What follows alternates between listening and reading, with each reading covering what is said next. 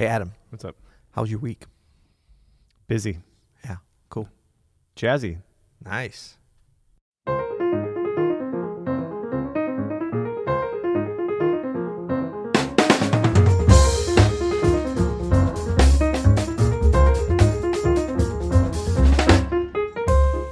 I'm Adam Maness. And I'm Peter Martin. And you're listening to the You'll Hear It podcast. Daily jazz advice coming at you. Coming at you today from our beautiful open studio headquarters in gorgeous St. Louis, Missouri. Yeah. And we got Andrew, man on the board. Yesterday I was out on Highway Farty. Yeah? Yeah. I have to take Farty Far into work. Farty Far. Yeah. Nice. Sorry. Yeah. Those are our St. Louis accents. That's for right. Anybody who's not. You want to meet after work for a little toasted ravioli? Oh, yeah. Little emos? Little toast. Come on now. Some T-Ravs. We're getting inside St. Louis now. Yeah. All right. All right. So this is our monthly feature on Fridays, This Week in Jazz. It's come around again. We haven't done this in a couple weeks, I think. Yeah, there's not enough jazz news to do it every week, so we do it about once a month. We do This Week in Jazz. But because we originally called it This Week in Jazz, we're going to keep it there. So can I start out? Please. Okay. I was very excited about the Utah Jazz. They are now in 6th place in the Western Conference. Man, we can't keep doing Utah jazz news on our jazz Come podcast. on, man. That's This Week in Jazz. We didn't say This Week in Jazz music. And is it really news that they're 6th place in the Western Conference? That's Western Conference is tough this year. So they did lose to the Warriors the other day, but it was a close game. Doesn't everybody? Yeah, exactly. Yeah. They not Houston. Ooh. Houston beat them on Saturday, but they're 33-26. So okay, that's it. Okay, so here's my first real one. This was very sad news, but very big news. I mean, it's sad because Ira Gittler died. He was 90, though. He lived a full life. So I just wanted to celebrate him a little bit and was reading about him again because, I have such a vivid memory. This is the great writer and producer and, my connection with him was just seeing his name on the liner notes when I was a kid. It was like, and he wrote really great ones, and he was just like seeing his name by like John Coltrane and Thelonious Monk and all this. I always associated it with greatness. Yeah. And so it was fun to kind of, read a little bit about him.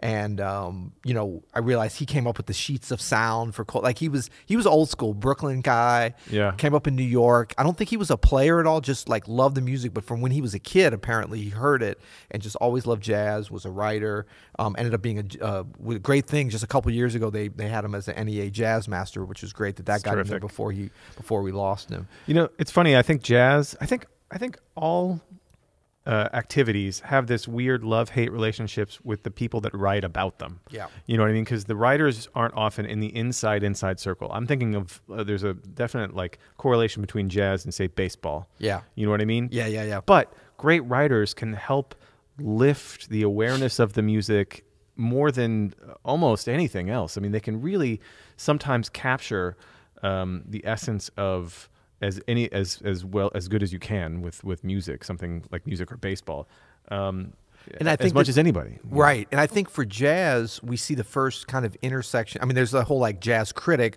or music critic in general, which kind of has a negative connotation in that they're criticizing, although it's really just a reporter. I mean, that's what it started as, a reporter for a newspaper or a magazine, kind of like how did the performance go down, what happened, but an opinion piece also. Right. But, Ira Gittler was one of the first, if not the first, maybe, I have to read up on that, to do liner notes. Like, he was right there from the beginning of when that was even a thing. And so that was always it was not necessarily, although it got into a little bit of critic territory, but it was like a kind of a sales piece, like you're at the record store reading about it, right, but also selling it as you're listening to it, giving you some commentary. It was a lot of things, and it kind of became an art of its own. It is an art of its own. And I mean, I'm thinking of people like Amiri Baraka, who then, took it even a step further, where liner notes become essays, and essays become volumes in books. And I mean, it's just volumes of books, I should say. Right. And it's just, Ira Gittler was one of those pioneers. So. Yeah, and I think,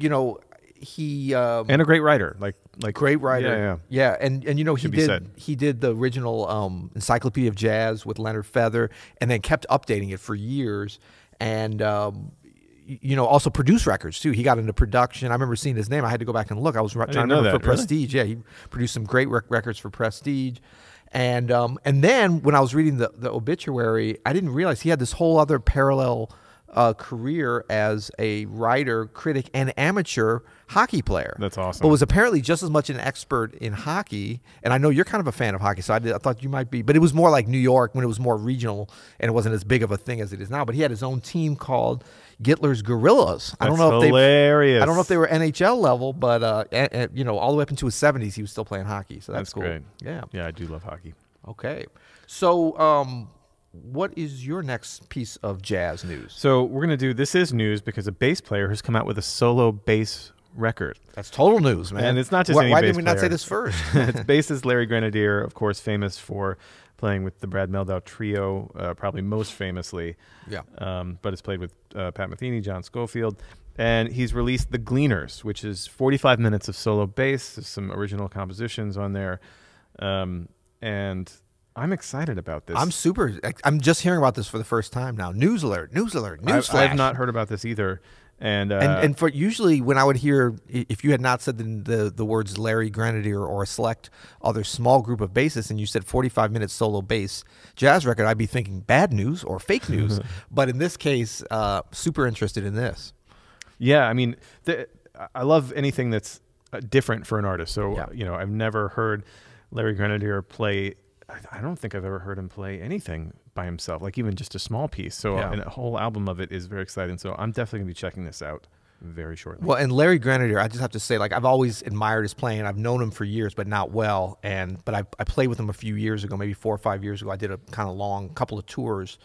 And, I mean, it's always amazing when you know somebody's a great player and you've heard them and appreciated them, but then when you play with them, they seem even so much better, like on even a higher level to be, because sometimes it's the opposite. It's like you're around them and you're like, oh, their best stuff is on record. But I mean, he's somebody that's extraordinary on recordings, everything that I've heard, and to play with him is just amazing. I mean, I got to record one tune with him once and it was an incredible experience. And also, he's a lovely guy. He is a lovely guy. Very funny, very smart, and super good. So, all right, that's great. The Gleaners. We might have to have an episode just on a little review. We should do we done that? We haven't done that lately. A little solo discussion on the Gleaners. Discussion. Analysis? I'm hedging bets. I'm hedging bets. Good. I mean, Larry Grenadier, he's kind of like Snarky Puppy. He's got some rabid fans out there. We're gonna have to up our game on that. Nobody has analysis. rabbider fans than Snarky Pups. They're literally dripping in blood with in their jazz rabidness. Greats, Snarky Puppy. Oh, getting hello. controversial. Sorry. Good. Okay, so for our final piece of news, because we don't like to overdo it with the news, and there wasn't a lot of news this week. We don't like to overdo it with the news. There is no jazz news, man. This is No, these are all valid, it's man. a biannual feature, weekly. These are weekly all jazz valid, feature. totally valid. This one caught my eye in searching for jazz and news, and that is the Jazz Pharmaceuticals, the powerhouse Bay Area pharma group. Their stock jumped 9% yesterday as biotech tops Wall Street fourth quarter. Sorry, I had a day yesterday, and that's why. Okay, so you're probably thinking, haha. Went on a little bit of a funny. bender. You're welcome, Jazz Pharmaceuticals. So yeah, this has a couple of approaches. Like, Jazz Pharmaceuticals went up because a bunch of jazz musicians got high, but that's actually totally unrelated to this. And you would think this isn't about jazz, but it actually is. So the guy, Bruce Kazad, who's the founder and CEO of Jazz Pharmaceuticals, I kind of coincidentally, well, not totally coincidentally, but I met him and actually had dinner seated next to him and had a nice discussion with him. He's a pianist. Well, he named his company Jazz Pharmaceuticals. Yeah. He obviously loves jazz. Well, but not necessarily, because some people are like, it's just a cool name, or how people name companies now and they have nothing to do with, like Snarky Puppy. Like Snarky Puppy has nothing to do with dogs. It's a jazz band. Let's get off Snarky Puppy. No, but I mean jazz. So the guy is an amateur jazz pianist, but he has, he's serious. Like, he's a serious player. He knew all the players. I mean, like, we had such a great discussion. He'd seen me play a few times at SF Jazz. Awesome. And was like, man, I specifically asked to sit here because I just wanted to kind of pick your brain. And he knows Open Studio. Could this possibly be a future podcast sponsor? I perhaps? mean, but that would, we didn't even think about that. That would be nice. Not even for money, just sense. Just kidding. But the cool thing about that is he set up the company the way he explained it. And look, I don't know a lot about the company outside of our discussion, and I did a quick search on him. But he had this great quote that I have here. He said, one of the challenges, this is Bruce, the founder and CEO, one of the challenges of the biopharmaceutical industry is innovating in a highly regulated environment. There are things you can play around with, and there are things you can't, just like in jazz music. And I thought he's dogmatic. He's super dogmatic, and I like how he. No, but I mean, he's super into jazz. Like, and I remember he said that all their boardrooms, their meeting rooms, are all named after jazz musicians. That's cool. And he's got like an Abbey Lincoln room, and I remember he said he had more than half of them. They're all jazz musicians, and more than half of them are named after women jazz musicians, which I thought was wonderful too. Excellent.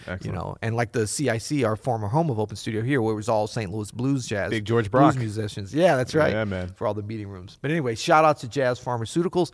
Keep on pharmaceuticating or whatever you're doing, right? Yeah. And now, what I don't know is send us some swag, Jazz Pharmaceuticals. Yeah, whatever's legal to send over state lines. That's right. But congratulations on the 9% bump on your stock price.